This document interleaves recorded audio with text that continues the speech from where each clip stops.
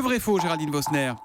Et les curieux comptes du secrétaire d'État en charge du budget. Christian Eckert, Thomas, convaincu que la droite se trompe quand elle parle d'encore réformer pour assainir les comptes de la sécurité sociale. Aujourd'hui, la sécurité sociale est quasiment à l'équilibre.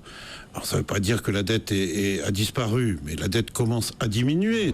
La sécurité sociale est quasiment à l'équilibre, dit Christian Eckert, qui ajoute « la dette diminue ». C'est vrai ou c'est faux ? C'est doublement faux, Thomas. D'abord, non, la Sécu n'est pas à l'équilibre. Son déficit va dépasser 7 milliards d'euros cette année et l'an prochain, il devrait être encore de plus de 4 milliards. Christian Eckert oublie le fonds de solidarité vieillesse dans ses comptes. Donc certes, le déficit se résorbe et de façon importante, mais il ne se comble pas. Et la dette, du coup, elle augmente, Thomas. Les chiffres de l'INSEE sont très clairs. La dette sociale qui finance la Sécu s'est creusée depuis le début de l'année de 8 milliards d'euros. Elle atteignait au deuxième trimestre 169 milliards. Je parle de la dette cumulée, de tout ce que la France a emprunté aux banques à l'étranger depuis 30 ans pour payer ses dépenses. La CRDS a été créée pour ça en 96, pour rembourser cette dette sociale.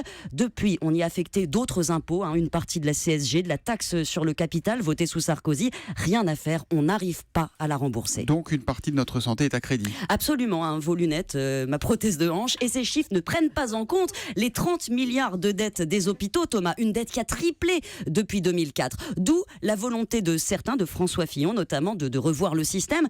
Alors pourquoi Christian Eckert prétend-il tout de même que ça va mieux ? Parce que les dépenses ralentissent, il faut le reconnaître. Qu'en 2015, il y a eu des transferts entre les organismes qui gèrent cette dette sociale, des taux d'intérêt bas qui ont permis d'améliorer les comptes. Mais ce mieux, Thomas, il est provisoire. Tant que les déficits perdureront, la dette ne diminuera pas.